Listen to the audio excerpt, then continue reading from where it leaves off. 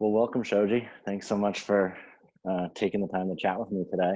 I'm super excited to talk to you about, um, well, I guess to talk about the show we had back in last October, was it? Or September? God, time flies. And talk about your new work that you're just releasing right now. Um, I figure a really good starting place would be if you want to just kind of give us a little bit of background on the project and maybe the past pieces before we get to present. That'd be a great place. Yeah, thanks for having me, Brett. And yeah, the impetus for this project, as most people know, I work at West Virginia University, and we're one of the oldest Western schools that take students to Jingdezhen, China, to study and learn the specialized techniques that are taught in that town, porcelain. And so the idea was like, as I continue to go to China and to Jingdezhen, like, how do I look at my work differently? How can I work with and collaborate with people in that town to make work? And a lot of times people see like China and Jingdezhen as like the world's factory, right? And make mass production. And what I wanted to do with this project, the project was looking at it in such a way where I was working with, collaborating with all these master artisans, and so that they also got credit. And then it was about highlighting this idea of like of working together and to creating a body of work. And so the whole Trump theme came about because in almost 4 years ago, my daughter, who was in preschool at the time,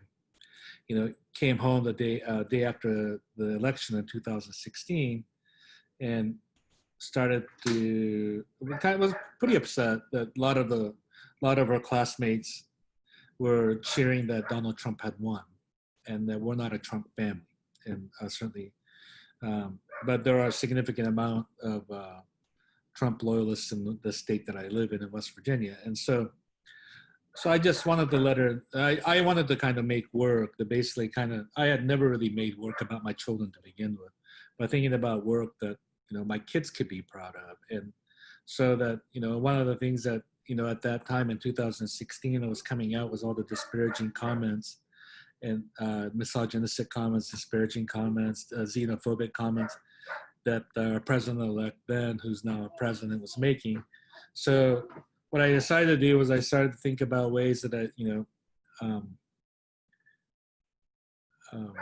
thinking about like Marvel comics or comics in general, and how using like superheroes to kind of use them as models of fighting good versus evil, and particularly using like female characters and stuff that to really talk about these ideas that women can be strong, or that that we can rise up and we can be better than the people that we despise. And so what I did was I started taking all those quotes that Donald Trump had made that was really disparaging about every fabric, insulting every member of society. Started to really think about how can I use that and spin that against him. And so then we started working with a lot of comic book heroes. And part of it was that it was also to figure out ways to engage like my child or people that were young about this type of work, and how do you get them into the studio. And that has always been the problem in China as well. Sorry, I have to let my dogs in, or they're gonna keep barking. It's okay. So part of the project that I've been working on also with one of my closest friends and collaborator in China was this artisan underglaze decorator named Wampe.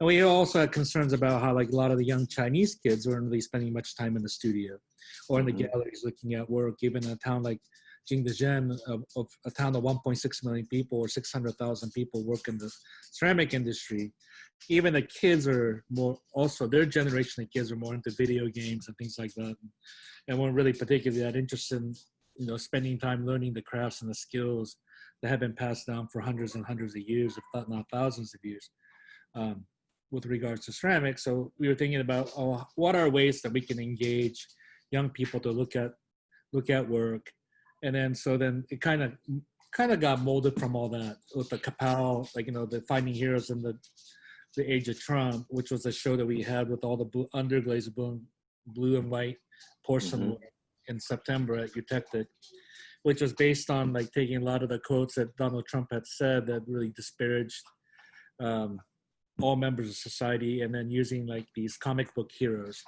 um, to basically slap his word against them, right, and just knock him out in those characters, and and then comics has always been historically been used to kind of combat those ideas of good and evil, starting with like Captain America, where which was one of the very first Marvel characters, and Captain America 1, like on the cover of that comic book is, like Captain America beating up on the Nazis and Mm-hmm. in general. So it was this idea to, kind of use something in such a way as I think the dynamics of the work is really interesting now. Even the new body work is that I'm an Asian immigrant, specifically a Japanese immigrant living in America, who travels to China and maintains a studio there and a studio practice there, and takes students there to expose them to the wide array of Chinese techniques in the porcelain capital of the world. And then I'm working with these master artisans and my partner, my business partner, project manager, Wanfei, to build these works that then about an American contemporary political topic, and making it in China and then shipping it back over to the U.S. Mm-hmm. So to be displayed and to be kind of exposed and to be addressed publicly. So for me, I think it just kind of fights all those ironies, as the fact that I'm a Japanese immigrant living in the U.S. and then I go to the one place in the world as a Japanese American artist, Mm-hmm.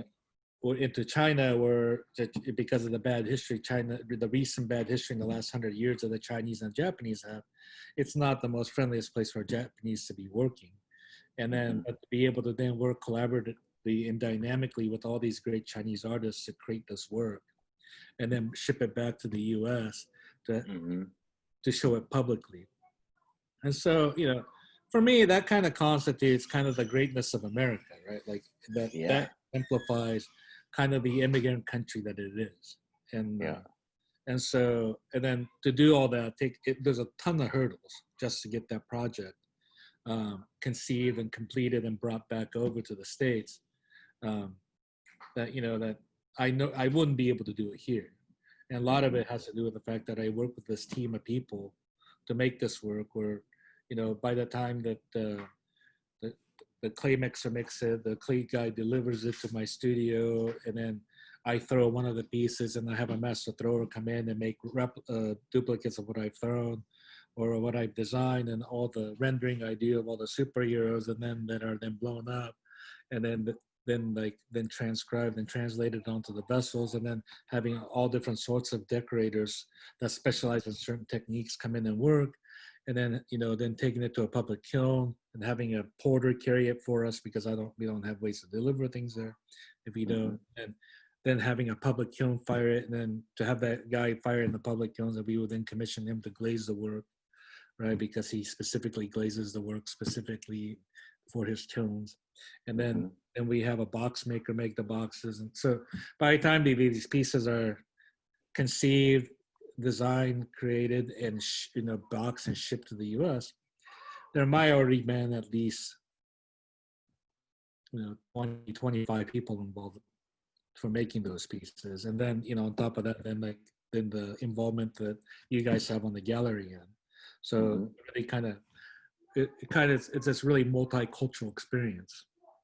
Yeah, it's a whole community. I mean, it's right, that's being conveyed into those pots, and so that that itself signifies that we can do better, right? That we can all learn to work together, and that that we shouldn't be stuck in this kind of xenophobic state of mind that we recently have had in this country. So. Yeah, a couple things there that really resonate with me too is that the imagery, of course. I mean, you're using traditional techniques. There's all the stuff that's embedded in history, but you've got a very contemporary narrative, and you kind of, I think, hit it on the head for me with sort of saying it's like, you know, you're communicating with our youth, but you're also engaging the Chinese youth, that there is a disengagement there of them continuing this Right. wonderful history, you know, that like, how do we keep everybody going here on all ends of culture? There's a Yeah, and I special think connection. that's been the interesting thing when we've exposed and exhibited several of these pieces in China. That Yeah. you know, the students, young students, recognize right away the techniques and stuff that we're using. You know, the underglaze techniques, particular for the techniques we're using in the blue and white.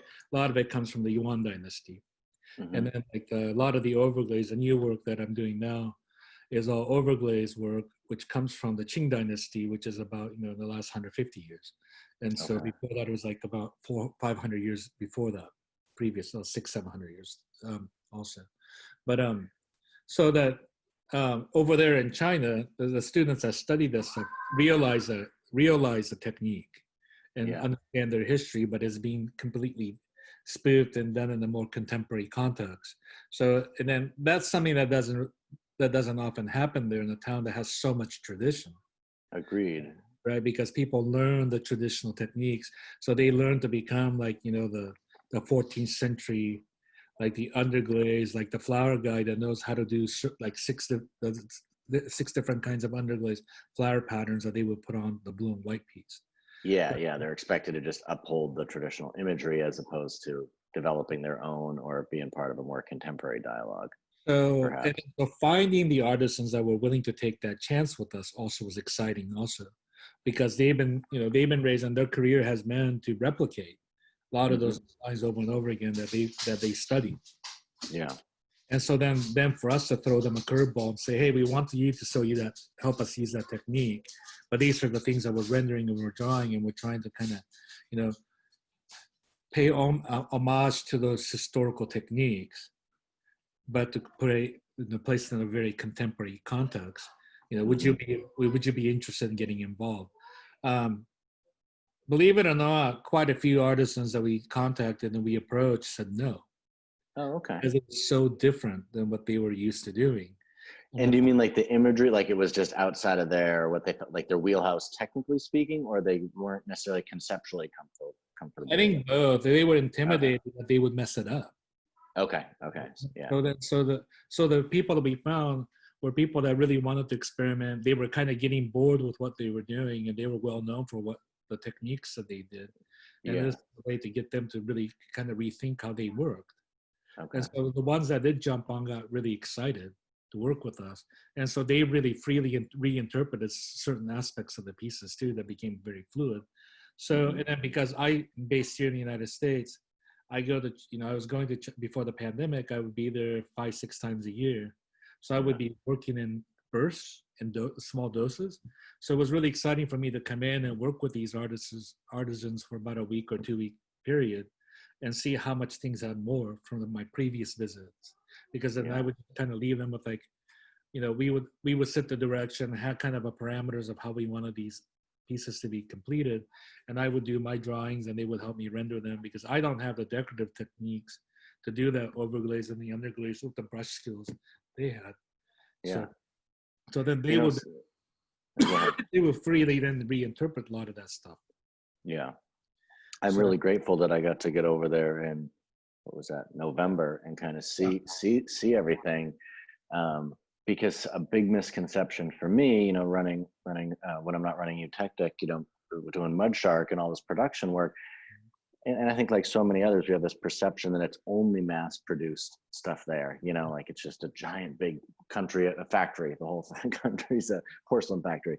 And what I thought was so special, and you kind of started to explain it earlier, is that these literally are just going from craftsperson to craftsperson. Like when I walked down this one street, it was garages with, you know, literally the equivalent of a garage door where you're going to get your mold made, and then you carry it half a block down, and there's someone that's going to use that mold. And it's a yeah, beautiful um, tradition there, or I don't know if that's a tradition, but yeah. just And dynamic, then I they guess. also have like the freelance journeyman trimmer, the throwers and the trimmers that Hmm. Hmm. they don't even have a studio. They go from studio to studio to studio. Oh wow, I don't even think I picked up on that. Wow. So if you know, like like I rent and maintain a studio year round. So then when we need the throwers to come, They like a come to day, you. right? So a day or two before they come, I'll throw all the pieces, Uh-huh. and then so they know what kind of work I want thrown. Then I'll Yeah, have 3,000 pounds of clay delivered, and yeah. then the thrower will come with his two assistants and throw all 3,000 pounds in a day. Right, and then And they just use like a wheel that you've provided, or they bring in their okay. So yeah, and then, they expect. right, and then about 4 or 5 days later, after things are blown dry, Mm-hmm. um, then you contract out a trimmer to come, and he comes Yeah. with his assistants, and this, like the thrower's assistants are just sitting there wedging his balls of clays for him, and then the trimmer's assistant is there to basically sharpen all his tools for him because they're all hand sharpened that day, and Yeah. so then they'll come and trim all the work that the throw, and so a lot of time that the throw and the trimmers work in concert with each other. They know each other really well Mm-hmm. because like a trimmer may actually prefer to trim pots from a certain thrower. Okay. So even though they can trim anything, they can throw anything, but like Sure. But they know, like, maybe so and so leaves a little thicker in areas yeah, and thinner in exactly. areas. They So don't have yeah, to. there's a familiarity with And technique. then they'll come in and spend like a day and a half trimming all that stuff and then assembling all of it, and then Mm-hmm. then we would go through the process of then I would then draw these things on computer or on pieces of paper. Then we would then blow them up and take it to a print shop, and then on the greenware pieces, and we would then trace the drawings onto the pot. On the overglaze pieces, we would blot it. So we would poke tiny Would you little, say blot it? yeah, we would take tiny little holes in the paper Okay. and just blot around this so we knew what we were decorating from. So it was like kind of connect the dots. Okay. But a lot of it's done freehand. So Yeah. and so then finding the artists that wanted to try new techniques and then they really kind of bought into this idea of really highlighting them, and those people would actually so I, as the lead on the project, you know I spend as much time kind of managing things and raising the money for the project to succeed, because like all the throwers, trimmers, or decorators, they were paid by the day. Sure. They're not going to wait till Eutectic makes a sale for them to. And so, so I'd say more than 50% of my time was like arranging all that stuff and taking care of the business end, and then part of it was that just the way that we work and the way that I worked as a designer on this, most of my drawings and renderings for the vessels actually done on paper, and then I would trace it and transfer it, and then we found like these really great decorators that would help us decorate. So, but then the idea also for me was that then I wanted to give props and credit to these people, which normally doesn't happen. Yeah. And when you work in a place like Jingdezhen, like designers and companies will come in and they'll commission these factories and stuff to make hundreds, thousands of these works, and then like the company and the designer takes all the credit because everybody's already been paid, so they see themselves as workers. But I really wanted to kind of put a spin on it and let them know that the idea was this was a group collaboration, that we were taking a chance and having them kind of freely express themselves and freely reinterpret the project, so that they were putting their own marks into this work as well. And so we really wanted to recognize them, so that this wasn't just, I really didn't consider this just be my work. Yeah. And so and then the idea is that if this was successful, that we would continue this partnership, and then hopefully get to the position where as the work was if the work got popular and it got some recognition, was to start bringing a lot of those artists from China to the U.S. to do demos, do workshops, and so that they were exposed to kind of our end of the ceramics world and how the ceramics field is treated here, which is so much different than like in a place like Jingdezhen. Yeah, where it's so ingrained, and I think like ingrained in the sense that you're just like it's like a craftsperson, you're just a worker, like a house Right, painter, or we don't right. give credit to when somebody paints our house or or whatever. We don't give credit to And then there are, a more, trade. It's a trade, I guess, probably a right. better way. But even in China, there are more and more individual successful studio artists, right? Hmm. And then they're not all like Ai Weiwei, obviously, but there are plenty of Sure. that are very successful, and they know that. Those tradesmen know that, and so Uh-huh. the ones that are innovative and ones that are really forward thinking are also thinking about ways of making their own work. So they're just not making commission work, and they're just Okay. making in these, just these little pot shops. I Yeah. mean, many of them are really thinking about ways of making. They have a line of work they make for their company or their business, or as they get commissioned to do work as a journeyman in other people's workshops, but they're also making stuff on the side. They're making their own work, and so Gotcha. this was a way then to kind of help celebrate those kind of things as well. Yeah. Which in some ways there's some good parallels there between that and what happens in states, like an artist that's working part-time somewhere while while they're building up their voice or their technique, their bodies of work too. So that's cool to see that there is somewhat mirroring there. I know when But I was there too, I was talking to somebody about it seems like culturally there is they're going through sort of a renaissance, for lack of a better word, of people that are beginning to develop their own voices. That's like a whole new thing.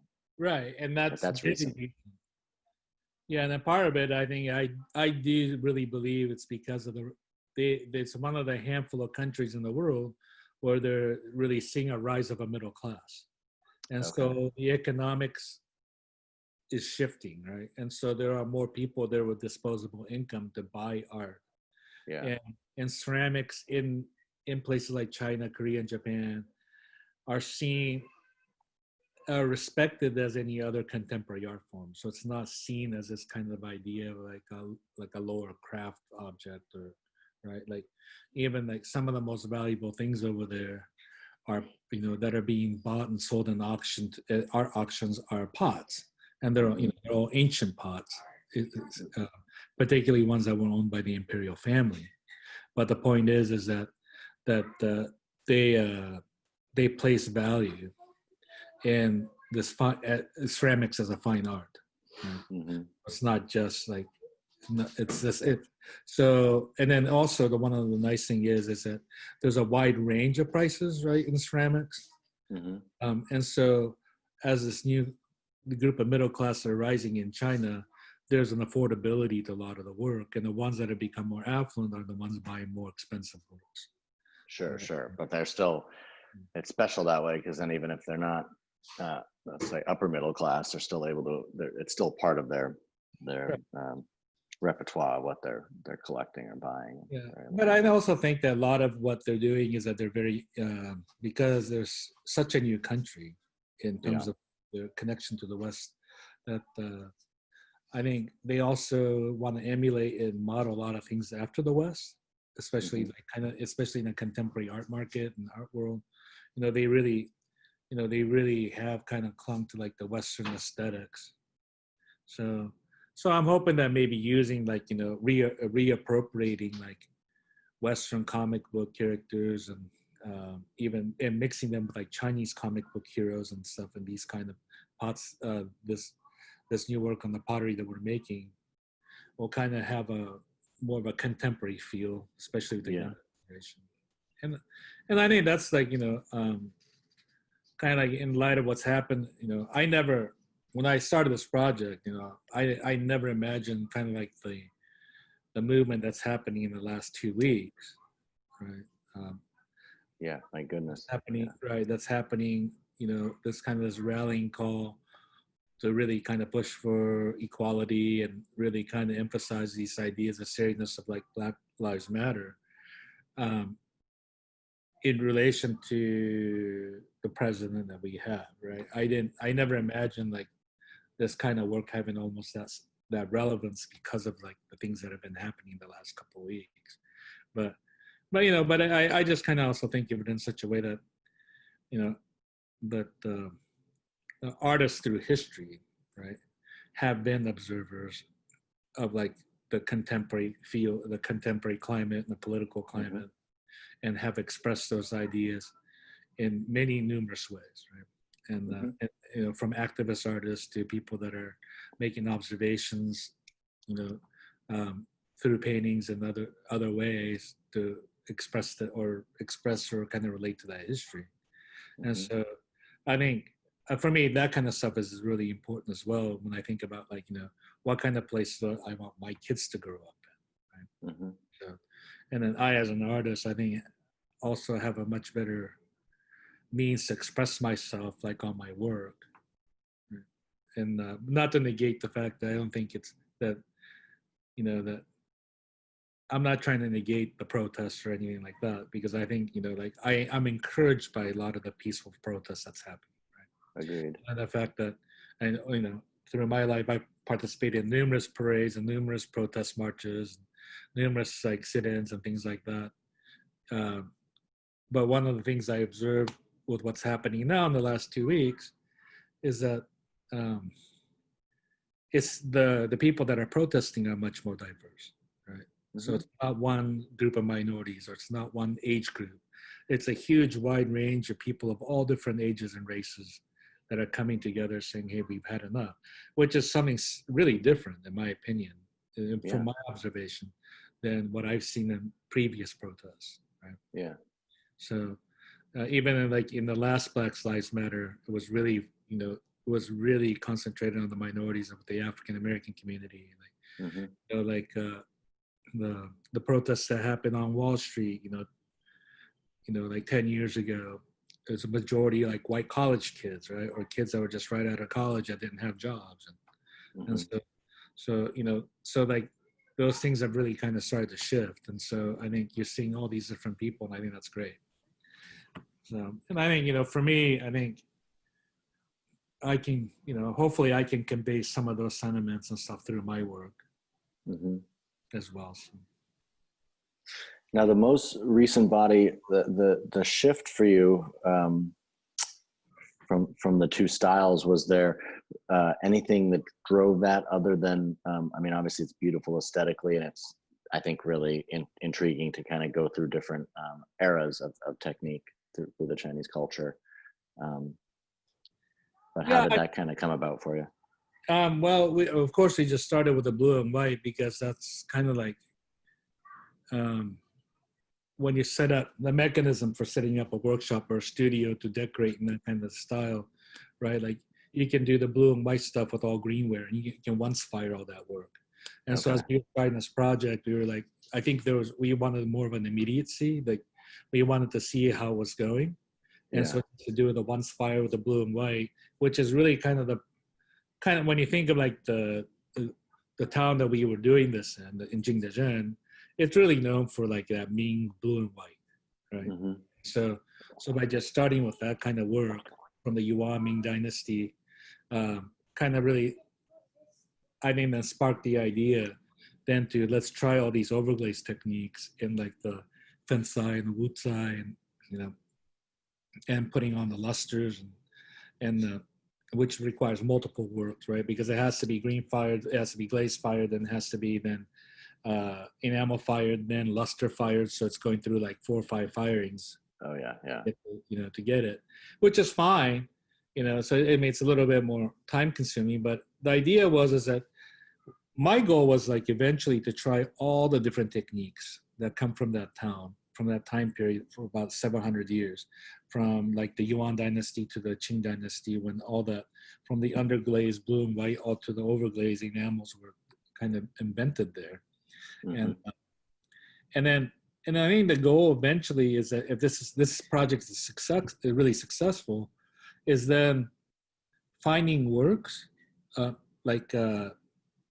so we'll have the pieces that we made, the work that we made, then finding works, you know, finding a Yuan dynasty blue and white jar, or finding a Qing dynasty the Wutsai like enamelware that's done in the same technique and the style that we worked on ours, and finding those works that were done in that traditional style and putting them side by side, so people can see, right, you know, how we took this really historical ancient technique Mm-hmm. and then kind of related and then re-expressed it onto a contemporary piece of work to Yeah. show, that show the so that it kind of pays like that homage to history, but really kind of says, hey, we're still taking as really like dynamically historically important technique, Yeah. and we want to show that this is how normally it's made or was made 200 years ago, but this is the kind of things that we're making today with that technique, right? So to really kind of express these ideas to show that that history is really important. Yeah. So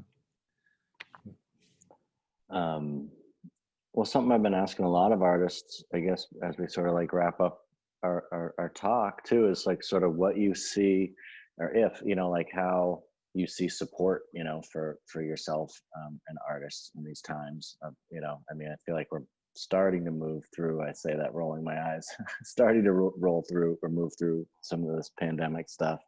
Although yeah. I know we're not out of the woods, but yeah, I mean, like, what do you have going on, and how can we, how can I be Well, supportive? How can audience be supportive? yeah, I mean, I'm pretty lucky that I'm in during this whole thing that I teach full time, so I have a steady paycheck and benefit, Hmm. health insurance and all that stuff to take care of us. But even yesterday, I had a meeting about like how we're restructuring this semester in the fall and this possibly the spring, and so like all my trips, we take right now. I would have been in China if things were the way they used to be, and Hmm. we're on a 5.5 week summer trip, and then we run the full semester fall trip, and and as of right now, all study abroad trips are canceled through 2021. So Okay. right, so we canceled our summer trip and we canceled our fall trip, and so right now I have like 50 pieces over there that I was kind of hoping to work on this summer, early this Yeah. fall, Yeah. that are just kind of sitting in the studio, kind of, I have fortunately, I have people over there that are former students of mine and stuff that have keys to my studio. So like they've been going in there covering it with plastic to keep the dust off and, Yeah. ensure that the rats haven't eaten my clay and that kind of stuff. But Yeah. Yeah. so, but so it's a little bit difficult, especially and then as you know, like my partner and collaborator was in a car accident, so he's still recovering. So he hasn't been able to do any work yet. And Is he back in China now, or is he still in no, they're in Canada? the process of going back any day. And part Okay. of Okay. it, they just need to get the rehab center in Shanghai to be ready to accept them, and then they can fly home. So Then they can go. yeah, Okay. continuous PT there. But so he's not there to oversee the project. So like as soon as like I get the go ahead that we can travel again, I'll have to head back on my own. Just Yeah. just start taking care of things and then start to restart the project. I can do I can do some of that here, and then especially like designing and drawing things. And then if we have people over there that were working on it, I could be meeting with them on video, like on Hmm. we don't use Zoom over there. We use WeChat, but Yeah. Yeah. Yeah. but I could be in touch with them that way, and so that we could get things done. But right now, things are kind of on the hiatus. But it's allowed me to kind of refocus on a lot of other things Yeah. here, and then and then starting to kind of conceive of more ideas for new projects. And part of and then unfortunately with this Trump project, um, it's the timing is everything, I guess, with the upcoming impending election and everything. So Yeah. so I'm glad I'm able to release these the work that I have now, and hopefully Hmm. be able to release some of the other work that's still we're trying to complete in China. Working on. Yeah. Yeah. Yeah. It is timely, and the more we can get exposure to it these coming months, Right. is important. So yeah. So, but it's been a fun project, and then it's also like I don't know how much of it like my kids retain now because they're Uh-huh. relatively young, right? But Yeah. then, but the idea is that by creating this kind of work, it's kind of hopefully shows them that like if you set your mind to it, you can complete anything, and then certainly like the idea, the way that I went about conceiving this project and working with all these artists from collaboratively from China and other parts of the world to get this project accomplished, I think is evidence of that. And then the fact, Oh, like absolutely. that's kind of the world that we live in now, is that we're all so connected globally, Yeah. right? That we Yeah. can't. And then if you put it out there, you really can get anything done, and you can do it with anybody if you have the right, your Right. heart's in the right place and your Right. collaborative nature. Yeah. So the idea is to look not inward but really outward, right? And really kind of be really kind of think about things from a much greater, like a global scale. And, Hmm. and and then this idea that, with all these people from all these different diverse backgrounds working together, you can you can create this really successful project. Yeah. Something that can be more successful than if you were on your own, right? Yeah, I mean that's the beauty of collaborative approach, right? Is there's a synergy there, and using everybody's strengths and ideas, and it gets it along so much further. yeah. So yeah, I mean, it's been a fantastic experience, and it also allowed me to connect with a lot of people I knew there, but I got work with these really great artists on more of an intimate scale, right? Hmm. Because they were like working with us to create these objects. So I got, one of the great things that came about was not only that we make amazing work, but I got to become much closer friends with all these people I had respected and admired, and Yeah. then knew about their work, and and I had known them like on a social level, or they have done critiques and workshops for our students when they came to China, but Yeah. I had never worked with many of these people, right? Yeah. So to be able to dynamically work with them, and then then and figure out each other's personalities and stuff was just as a rewarding of an experience for me, right? Yeah. So yeah, and I think that's the kind of great thing, like you said, that collaborative project to kind of get out of those kind of comfort zones, Yeah. and so that you kind of have to learn to adapt. Yeah. Yeah. It teaches you a lot about yourself as Yeah. well, working through those things. Yeah. So yeah, and then, but I think for me, I think it's like it's really timely, I guess, with some of the things that's going on right now, and then and like I said, like this is a way that I felt like I could express myself. Well, I think there's a ripple effect there of all these collaborations. I mean, we started to touch upon how, potentially engaging our youth through the visual language, but engaging some of the Chinese youth through seeing how this is done, inspiring, and them seeing an outsider, so to speak, come in and approach something collaboratively. But that's a possibility for them to see they can express themselves and interact in a way that's not just being told what to do, so to speak, or just being a hired laborer. Um, I think those are all, there's a ripple effect that goes out beyond just the initial project. Yeah, so so it's been very rewarding, and Yeah. and I can't wait to continue it and Hmm. complete the ones that we haven't finished. Is like like especially right now, because like I don't really have to dig much to get fodder, right, for this, Right. Yeah. No, it's all out right, there. with all that's going on, right? And so it's now really kind of like you know, filtering through all that and trying to find out things that are real poignant that can really, that really kind of sets the tone for this project and for this work. Yeah. Because the fodder is every day, Yeah. right? And some of it will resonate longer in history, and Right, some of right, it's just the BS that's spewed right. out every day. But Yeah, I think our current president has become a meme in himself, right? I think you're right. Yeah. So he, it's not just what he says, but like, so even though I'm hoping that we have a change of leadership in November, um, but even if we don't, or even if we do, I think Trump as a meme will be relevant like long after we're gone, I agree. right? I Because agree. it's been such an unusual 4 years. Hmm. So Someone I was talking to early on in the presidency was, I was trying to look for silver linings. Maybe you and I have talked about this, but I feel like as negative as he is, he's brought a lot of truths out in our country that I think we thought were gone or we had hidden, you know, and he's brought these things to a visible place for us to now begin to hopefully address and work through. Yeah.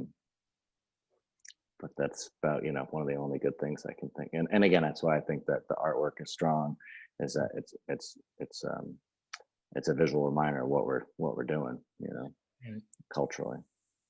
Yeah, and I think, you know, it's like, it's you know, I think it'll be certainly like something that, you know, 10, 20 years from now we can reflect back on and then kind of just by all these maybe markers, right? Like all this artwork or journal or writings or, you know, events captured on film, and, you know, and it really kind of sit there and shake our head and wonder, how did we come to this, right? Mm-hmm. But you have all this like work, like artwork and other recordings of history that reminds us like this absurdly ridiculous time that we would live in, I guess. Yeah. Well, and in some ways, the art is what resonates more than somebody going back to a history book or a video, because I'm guilty of this, you know, looking back in history. It's like those aren't the things that I remember or notice or seek out, but then I see artwork that might be reflective of that time period, and that's part of my residual education on that. So this serves as a different, you know, page in the history book for certain folks. Really Yeah, cool. absolutely. And I think, you know, I think especially like, you know, if we actually take this moment as an opportunity, like what's happening right now is an opportunity to like become better, right? Mm-hmm. I think we can certainly reflect back on this time as a real pivotal, seminal moment in our country's history. Mm-hmm. And how did things like, you know, then how can we reflect back on that artwork, right? To really think about, and then to really remind us of that history. Yeah. So I think, you know, in many ways, like art plays that greater role, right? So yeah, because those things tend to last. So Yeah. Well, Shoji, I should let you get back to your family. I want to thank you so much for being so generous with your time today and sharing all your insight on the work. Thanks. I'm super excited to show the work and keep sharing it with our audience, and hopefully keep building a larger audience for it and keep getting the word out there. Yeah, I'm hoping, you know, I'm as things start to kind of calm down. I know, I mean, things are getting a little crazy again with like everybody reopening and like a surge might be coming back, but hopefully, you know, in the next half a year or so, like things are really kind of start to wane, and I'll be able to get back over and kind of finish this project and have more work. So, but it's been one of those kind of, it's, you know, for me, you know, aside from doing something kind of interesting and constructive, it really, you know, I do it because I also find it fun, right? And yeah, absolutely. This has been a really fun project. I mean, like, you know, subject matter might be a little bit hard to swallow because of some of the ridiculous things that are being said on it, but like, but being able to work with all these people and really kind of express, you know, how we work, and then like how dynamically we can work together with all different cultures, language barriers, and those kind of things, having a really positive impact, you know, myself as an artist, and hopefully to my collaborators and everybody else that's been involved. Yeah.